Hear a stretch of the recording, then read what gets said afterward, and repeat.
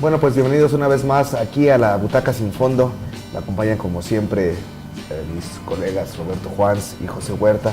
Y como siempre tenemos una película de la cual podremos hablar a lo largo de esta media hora que dura nuestra emisión. Siempre hemos querido darle oportunidad a todo tipo de cintas y siempre será así en este espacio. Hoy decidimos hablar de una película un tanto popular y gustada y añorada por una generación específica, la generación de los años 80.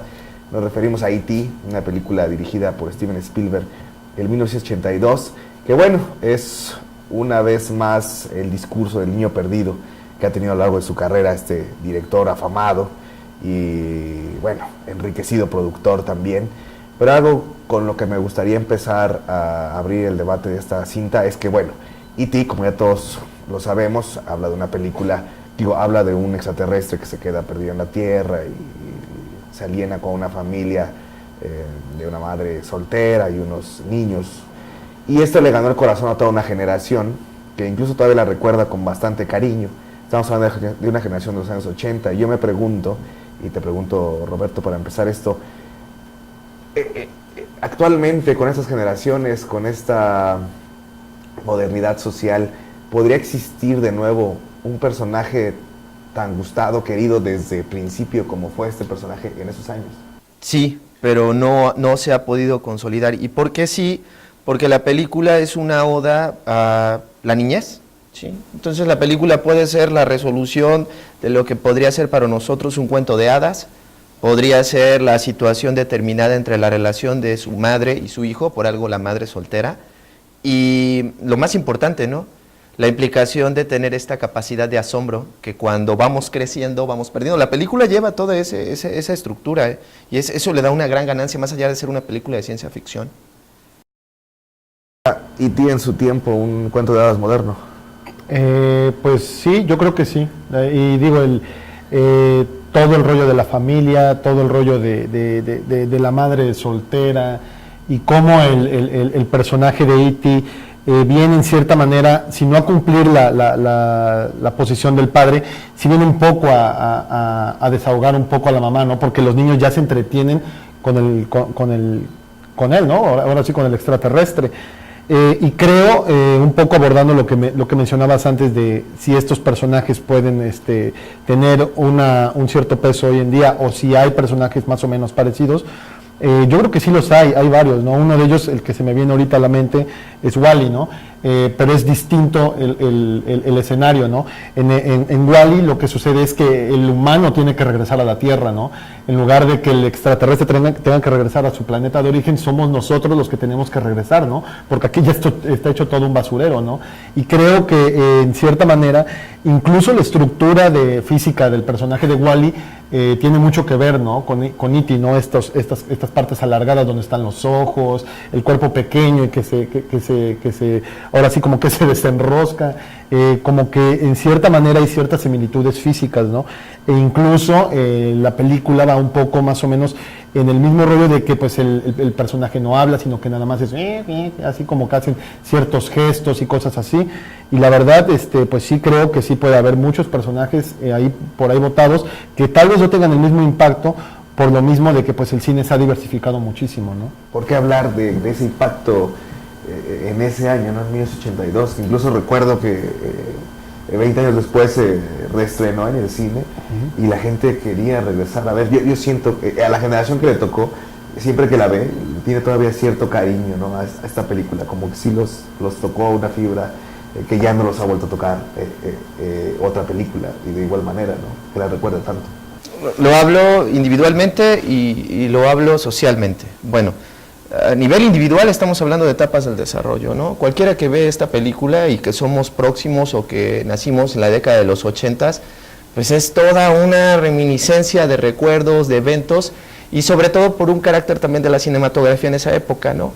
Antes de esa película se había desarrollado Star Wars, antes de esa película estaba por ahí Alien también, antes de esa película estaba hasta Carpenter con La Cosa, ¿sí?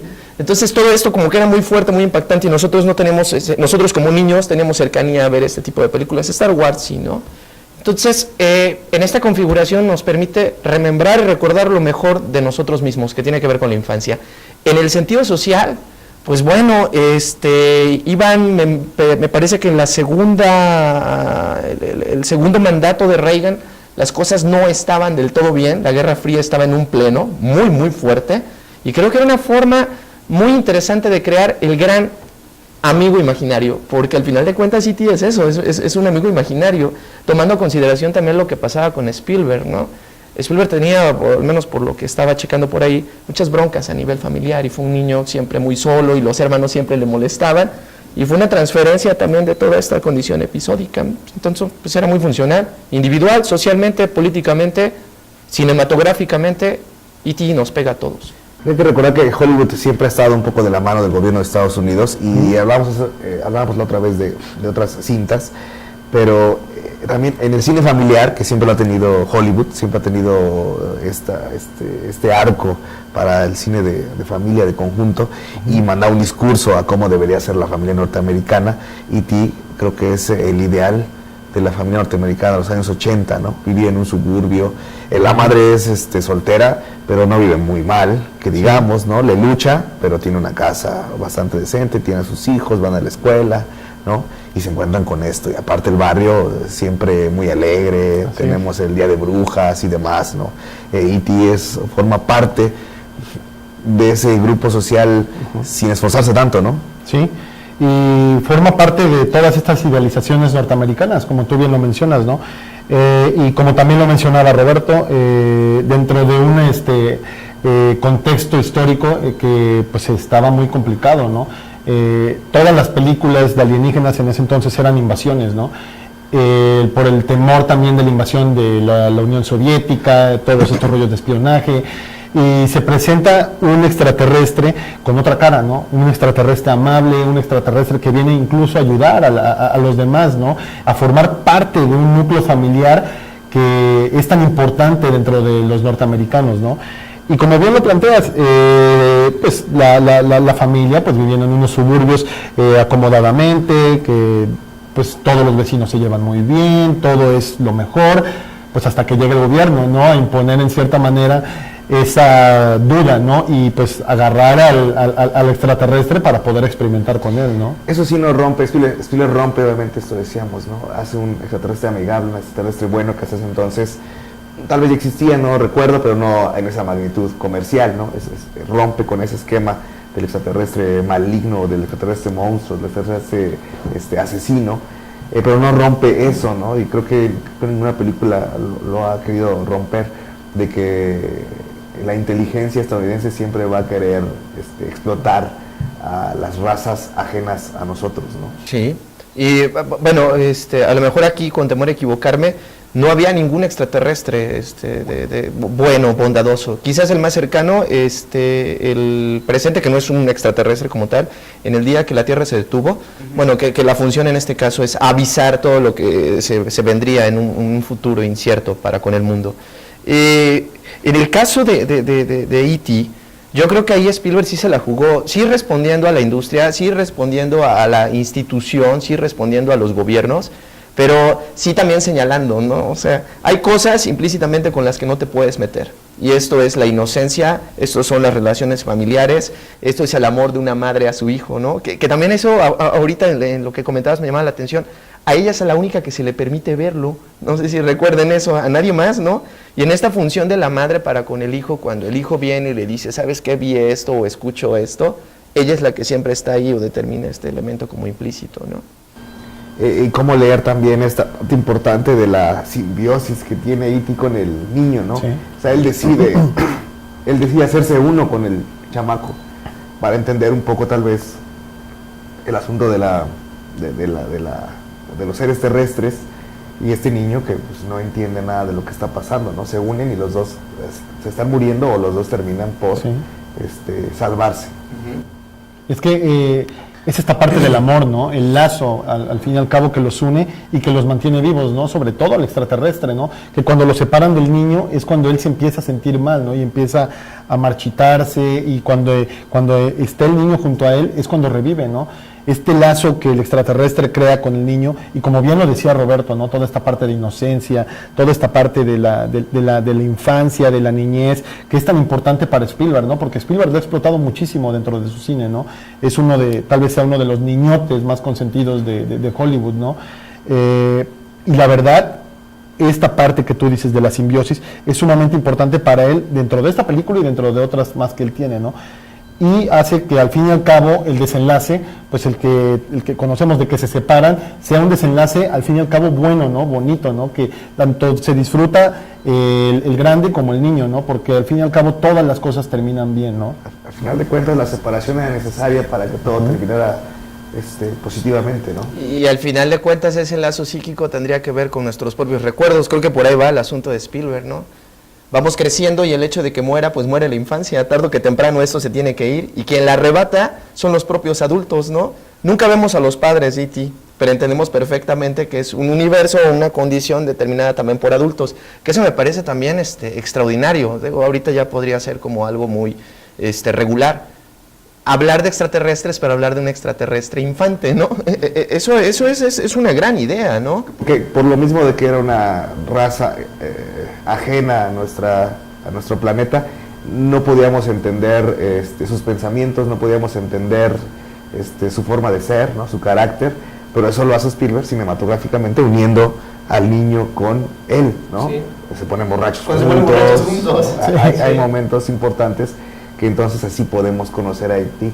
a través de el niño, porque son exactamente lo mismo en ese momento, así ¿no? es, son niños. Y jugando con los sonidos, ¿no? Ya como si fuera a anticiparse para lo que después sería encuentros cercanos, ¿no? Sí. Cuando agarra el instrumento el juguete, que es un aparato que empieza a tener sonidos, ¿no? Sí, que también esta parte que después puede ser retomada por el primer Tim Burton, ¿no? Sí. Con juguetitos, creas cosas científicas que pueden llegar a otros niveles. Sí. Y después Spielberg pues vendría como una segunda parte de esto. A mí me parece una buena película, pero no era una idea de él como tal, inteligencia artificial. Claro. Sí, que es una revisitación a ciertos temas que se toman en E.T., ¿no? Bueno, que en todas partes, como lo dije al principio, el cine Spielberg constante siempre es esta, ¿no? El niño perdido, ¿no? En Jurassic Park está el niño perdido, Soldado Ryan es el niño perdido, la lista de Schindler es el niño está perdido, ¿no? Inteligencia artificial, más que nada, E.T., Encuentros cercanos de tercer tipo es lo mismo, ¿no? Este hombre perdido buscando que hizo J.J. Abrams, que también él está con... Ajá, a eso iba también, ¿no?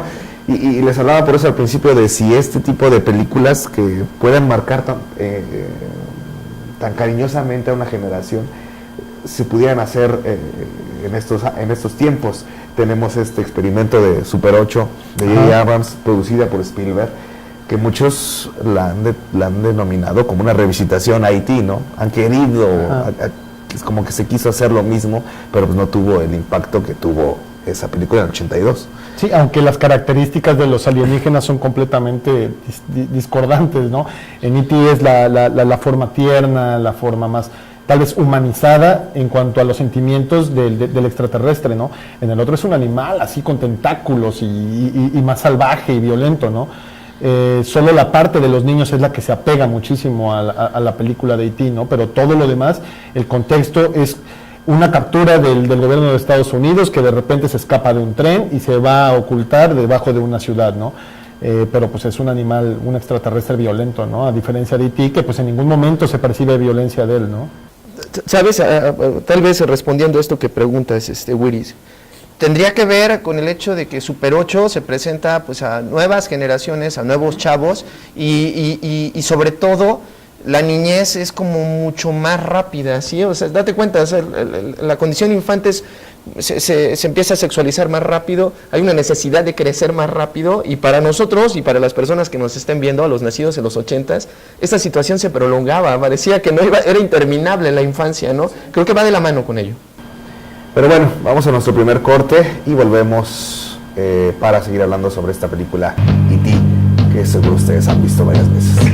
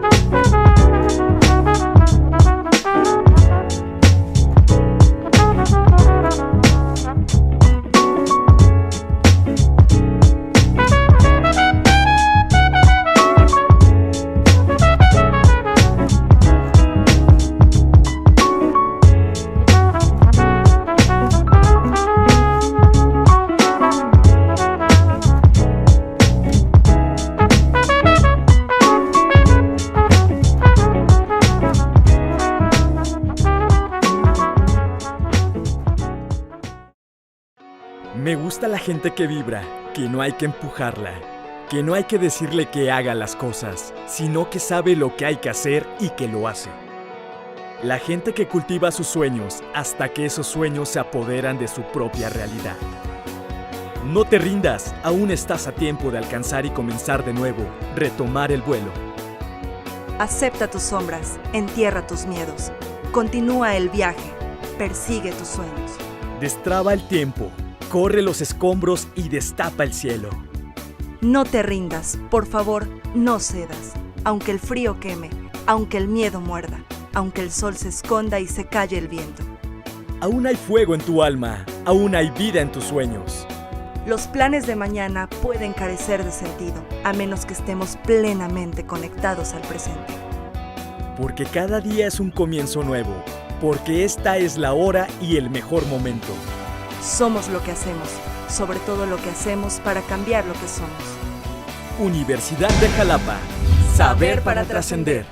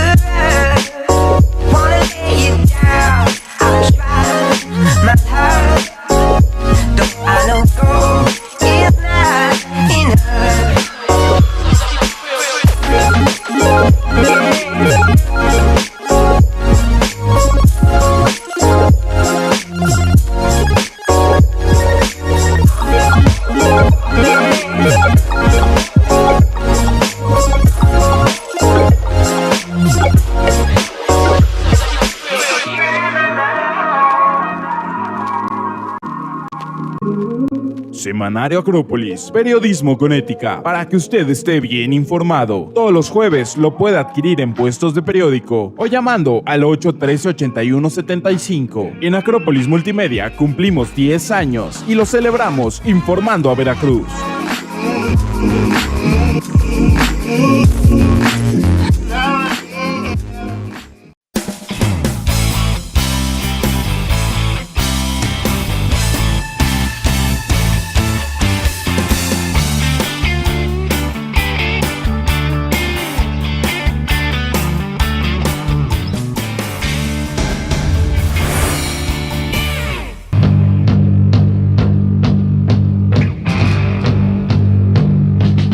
Bueno, pues seguimos aquí hablando de E.T., esta película realizada en 1982 por Steven Spielberg y que es un parteaguas en su filmografía. Nosotros al oír el nombre de Steven Spielberg creemos que es uno de los directores y productores más afamados, consentidos y poderosos de Hollywood, y así lo es en estos tiempos, pero también tuvo sus inicios, tuvo sus pruebas de estudio, y creo que esta junto con tal vez Tiburón fueron las dos películas que le abrieron más camino o darle más oportunidad para empezar a realizar algunas de sus películas más ambiciosas, ¿no?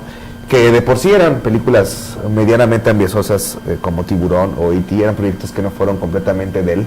No sé si sepan, pero al principio, al proyecto inicial de E.T. No era un extraterrestre amigable, iba a ser un extraterrestre poco violento, el arte de E.T. o el diseño del extraterrestre iba a ser un poco maligno, pero viene Spielberg a retocarlo, que porque hay que decirlo, ¿no? Spielberg es un alto creyente de los extraterrestres y los ovnis y demás, y él siempre ha querido compartir ese amor, o bueno, yo creo que él cree, eso no lo puedo asegurar, que el extraterrestre siempre será benigno. Y bueno, él siempre ha querido compartir eso a lo largo de su filmografía cada que puede con la gente, ¿no? Hay que recordar que para E.T., para ese final donde la nave espacial se va yendo de la Tierra, se crearon aparatos nuevos, tecnología de punta en ese entonces, que después sirvió para hacer encuentros del tercer tipo y que después sirvió también para hacer las secuencias iniciales de Blade Runner, ¿no? Spielberg siempre ha tenido eso, ¿no? Su cine siempre se adelanta técnicamente para que otras películas también puedan realizarse. Sí, es que creo que Spielberg, que es uno de los directores que más ha apostado por este rollo tecnológico, ¿no? Que más le ha gustado, ¿no? Implementar la tecnología dentro de sus películas, ¿no? Tiburón es un caso sumamente concreto, ¿no? En el que tuvo que diseñar un tiburón para que pues pudiera grabar las secuencias en las que pues, él pensaba que debería de salir un tiburón gigantesco, ¿no? En E.T. pues también sucede lo mismo, ¿no? Desde el traje del personaje del extraterrestre hasta lo de la nave y todas estas características técnicas que tú mencionas, ¿no? Y también, aparte de que es, digamos, los primeros, los pininos de Spielberg, pues también ahí sale Drew Barrymore, ¿no? Que después de esta película, pues caería en un bache por ahí de drogas ya después en su juventud y pues retomaría su carrera después, ¿no? Pero pues son lanzamientos en los que pues se ve como una niña, ¿no? Que tendría como 4 años, ¿no? Tendría 4 años, ¿no? Y ya ahorita ya la ves en Embriagado de Amor y películas así, pues ya es totalmente una adulta, ¿no? Pero sí creo que estas películas, aparte este cine de Spielberg es sumamente icónico, ¿no? Iconográfico para todas las generaciones, ¿no? Yo recuerdo la parte en la que sale E.T., que se viste como mujer, que le ponen su saco, la peluca y el sombrero, pues es recordar a Roger de la serie de American Dad, ¿no? El personaje que siempre, el extraterrestre que siempre se está disfrazando de varios personajes para poder como que adentrarse o penetrar dentro de la sociedad, ¿no? Sí, el cine de Spielberg siempre ha incrustado imágenes que se quedan para siempre en la cultura occidental, ¿no? En E.T. tenemos una de las imágenes más portentosas de su cine, que son las bicicletas volando y la luna de fondo, ¿no? Es algo que sí ha tenido Spielberg, que muchos lo criticarán por su cine, tal vez un poco infantil, pero que sí siempre logra darnos 2, 3 imágenes que sabemos que se van a quedar para siempre. Es que, bueno, es un tipo de cine infantil, es un tipo de cine pop, es un tipo de cine light, pero es un cine que deja porque toma las condiciones más de lo que podría ser cualquier estructura humana, la familia, por lo regular, la situación ligada a la infancia, la determinación de que las cosas siempre tienen una mejoría, nunca terminan en una situación fatídica, por lo regular en sus películas de ciencia ficción, y quizás lo más importante, ¿no? Cuando nosotros vemos películas de Spielberg, parece que sus efectos especiales, a pesar del paso del tiempo, no envejecen, o sea, permanecen, ¿no? Y le dan una cierta legitimidad a todo este cine de aventura, acción, ciencia ficción, etc. Sí, el género de Spielberg al principio, el Spielberg joven, que aquí podemos hablar de ese, era una mezcolanza de géneros, ¿no? Con el tiempo se ha ido tratando de reformar o hacerlo un poco más serio, y de vez en cuando tiene alguna otra situación, pero en su mente existe mucho cine, visualmente mucho cine, ¿no? Tiene planos muy ricos, y bueno, en E.T. pues se logran algunos de los planos más reconocidos también en su cine, y que marcaron mucho de la cultura pop de los Estados Unidos, ¿no? El astronauta llegando a la casa de los niños, la camioneta yéndose con la tripa ahí de fuera, ¿no? Hablábamos de E.T. Vestido con la sábana de fantasma, viendo a Yoda, ¿no? Haciéndose ya autotributos, ¿no? Haciéndole un saludo a Star Wars incluso, ¿no? Ya sabíamos que había una relación entre ellos, pero ya se estaba saludando ahí mismo. Claro. Y que fue más taquillera que Star Wars. Sí, o sea, en su momento venció a Star Wars. Sí, incluso esta parte que dices de cuando llega este hombre que parece venido del espacio, pues también lo vemos en Volver al Futuro, ¿no? Claro. Con McFly, ¿no? Sí, así es. Y sí, tienes la razón, ¿no? Steven Spielberg creo que apuesta muchísimo por una narración sumamente visual, ¿no? Sí tienen contenido, obviamente, el discurso de Spielberg lo hay dentro de sus películas, pero él apuesta muchísimo a la parte visual, ¿no? Y mucho también apuesta a la parte técnica de sus películas, ¿no? A los efectos, ¿no? Él es un artesano del efecto especial, él creó parte de estos efectos especiales, ¿no? Ahora tal vez ya se vea mucho más elaborado y enriquecido por todo lo que hay de computadoras y todo esto, y que lo vemos en inteligencia artificial, ¿no?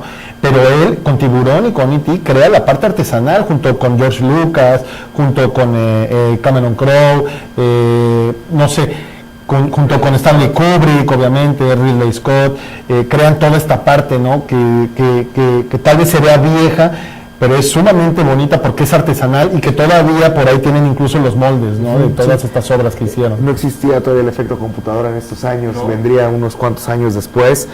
Y eso sí, ¿no? Esos efectos se envejecen todavía mucho más rápido que los efectos físicos, ¿no? Pero dando un salto, un cambio de tema, hablabas de la infancia y que eso trastoca mucho, o que eso impactó mucho a la generación para que E.T. fuera querida. Pero aquí también podemos saltar a esto, ¿no? Por lo que hablabas de Drew Barrymore y demás. ¿Eso se ve en la infancia de la familia norteamericana o es lo que quiere mandar ese discurso, ese tipo de cine? Pero también podemos hablar de la infancia de Hollywood. Para que estas películas sean tiernas, necesitamos a los niños tiernos. Y estos niños tiernos, al tocar la industria, realmente se convierten en unos monstruos. Lo que comentaba con Drew Barrymore, ¿no? Y a lo mejor nos situamos nada más ahí con Spielberg, nos podríamos ir hasta la década de los 20 y los 30, en donde precisamente se da este efecto, ¿no? O sea, estas pequeñas estrellas que con el paso del tiempo se convierten en grandes pesadillas para consigo mismo y para con la industria. Digo, en el caso de Drew Barrymore se salvó y continúa. A lo mejor no es un pequeño, pero me llamaba la atención que también está presente en la película, que es Peter Coyote. Que la mayoría de las películas que tienen que ver con esta condición pues un tanto blanda y un tanto familiar, y pues sí, eso llama la atención. Para con los actores también, no sé, me parece que el protagonista también con el paso del tiempo ya no tuvo peso dentro de la cinematografía, al olvido total. Sí, en los años 80 estas figuras fueron desapareciendo. Y vamos también a hablar de la inocencia que hablábamos en el primer corte. Hay que recordar que este científico, que es el que lleva la investigación por parte del gobierno, en cierto momento le dice a Elliot, el niño, que él también ha esperado toda la vida por tener cerca al extraterrestre, ¿no? Y ahí muestra su bondad al dejarlo ir libre, porque sabe que así le hace bien a esta relación que tienen ellos dos, ¿no? Relación que tiene cada uno del universo de los adultos con el niño que llevan dentro, ¿no? O sea, yo creo que la conclusión o lo que busca decirnos la película es precisamente esto, ¿no? Que no debemos perder esta parte que nos puede impactar, esta parte que puede desarrollar en nosotros situaciones como creatividad, espontaneidad, que al final de cuentas es donde se transmite en la película. Sí, y coincido completamente con Roberto, ¿no? Creo que el discurso de la película es la empatía hacia un niño, ¿no? El hecho de poder pensar como un niño, ¿no? Y sentir como un niño, ¿no? Bien lo mencionas con este científico, ¿no? Que al fin y al cabo deja escapar a los dos y es la secuencia de la bicicleta y toda la corretiza, ¿no? Pero la parte fundamental es esta empatía que siente el científico con él, ¿no? El poder ahora sí ponerse a su nivel, ¿no? A su altura, ¿no? Y decir, no, pues la verdad creo que hemos perdido muchísimo los adultos en seguir pensando como tales y deberíamos más de pensar como tú, como el niño, ¿no? Y por eso lo deja ir, ¿no? Que también otra de las cosas importantes en el cine de Spielberg en esa época, junto con su compositor de cabecera, que era John Williams, pues siempre también se volvían icónicas las melodías de las películas de Spielberg. En este caso, E.T. pues es una pieza recordadísima, al igual que otras que tiene Spielberg, ¿no? Quien no recuerda la partitura de E.T. Pero bueno, ya tiene 20 y tantos años, si no mal recuerdo, 82, ya cumplió los 30 años, ¿no? Sí. E.T. Sí, y es una película que se sigue disfrutando y que se sigue viendo y que la gente la sigue queriendo con cierta estima. ¿Qué nos deja o qué deja en la cultura pop una película como E.T.? Híjole, pues yo creo que muchas cosas, ¿no? Todo el cine de Spielberg creo que deja muchísima escuela para todos, ¿no? Hablabas de las partituras, pues también la de Tiburón, ¿no? Que incluso se escucha en los estadios de fútbol como el del Pirata, ¿no? Que cuando van a meter un gol ahí meten el sonido del tiburón, ¿no? Pero creo que todo lo que es el imaginario de Spielberg es sumamente enriquecedor para alguien que estudia cine, ¿no? Porque agarra de muchas cosas, ¿no? Agarra de muchos elementos, ¿no? Tanto discursivos como narrativos visualmente, la parte técnica muy bien lograda. Y E.T. lo logra en el sentido de instaurar un extraterrestre que no viene a causar mal, ¿no? Que viene en son de paz, ¿no? Yo recuerdo que después salió una película en donde venía un extraterrestre más o menos similar, pero era como de electrónico, que era un como robot, no recuerdo muy bien cómo se llamaba. Cortocircuito. Que también Wall-E tiene mucho de eso. Sí, que también Wall-E tiene muchísimo de eso. Entonces empieza Spielberg a moldear lo que es el alienígena humanizado, ¿no? O bueno, ¿no? No tanto como James Cameron con su Alien, ¿no? Que es una bestia infernal, ¿no? Sumamente letal. Spielberg hace el extraterrestre, lo acerca, ¿no? A la gente, ¿no? No lo aleja ni lo pone en una coyuntura en el que digas este es violento, este es acá, ¿no? Es simplemente ponerlo en el sentido más humano, ¿no? Totalmente, y asexuado. Y sobre la parte de cómo influyó, qué deja para la cultura pop, creo que va más allá todavía de esto, ¿no? ¿Qué deja para el imaginario de lo que nosotros podemos considerar como la vida extraterrestre? La intención de Spielberg como niño, otra vez, logra transmitirse y resulta que para el universo ufológico, resulta para que las personas creyentes en extraterrestres y demás, pues creo que predomina más la idea de que esos seres extraterrestres son figuras bondadosas, son figuras que quieren beneficiarnos, ayudarnos, y lo que menos quieren provocarnos es daño. Es decir, colocó algo ahí en el inconsciente colectivo que nos permite tener cierta tranquilidad en el caso de que existiera, ¿no? Que ese discurso también se ha ido perdiendo un poco con los años, sí, ¿no? Pero en ese tiempo sí tuvo mucho impacto, sí, y la gente empezó a ver el cielo de una forma más bondadosa y menos peligrosa, ¿no?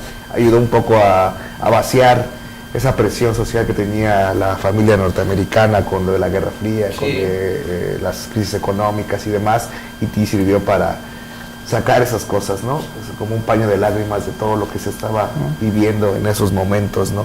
Y ayudó bastante y durante varios años. Y a los países tercermundistas. Ajá, nosotros. Que es otra cosa divertida, ¿no? También, o sea, en México y tuvo un impacto también muy grande en esos años. O sea, la generación, no solo la norteamericana 82, sino la mexicana, sí, también lo quiere mucho y estima bastante esa cinta, ¿no? Que hasta su juego de Atari tuvo. Ajá, sí, considerar que estaba la devaluación del peso, había muchísimas cosas tremendas también aquí en el país, bueno, muy próximas a lo que estamos viviendo, o peor. Sí, ¿no? O sea, teníamos un sistema parecido al que tenía Estados Unidos y por eso pega. O sea, podemos hablar de que una cinta tierna como este ayuda en un momento de crisis social. Sí, es un soma, ¿no? Un excelente soma. Y fíjate, E.T., lo mencionaba ahorita, fue una de las primeras adaptaciones a hacerse videojuego. Y digo, el videojuego está horrible, ¿no? En el Atari, pero pues es una de las primeras adaptaciones que después ya son sumamente comunes, ¿no? Hoy en día, ¿no? Ya todas las películas tienen que tener su adaptación a un videojuego, ¿no? Y su soundtrack. Pero bueno, se nos ha acabado el tiempo, lamentablemente. Esperamos que hayan disfrutado mucho esta emisión hablando de E.T. Nosotros seguiremos hablando de una película a la vez en cada emisión. Así que bueno, nosotros nos despedimos de E.T. Creo que no hace falta decir que es fácil de conseguir. Es una cosa que está muy a la mano y también seguro está en internet. Así que bueno, les agradecemos como siempre y los esperamos la próxima. Chao. Darling, please let me try. Darling, I love you, I really do. Darling, I want you, let me be true. I want to hold you. Every time I see you,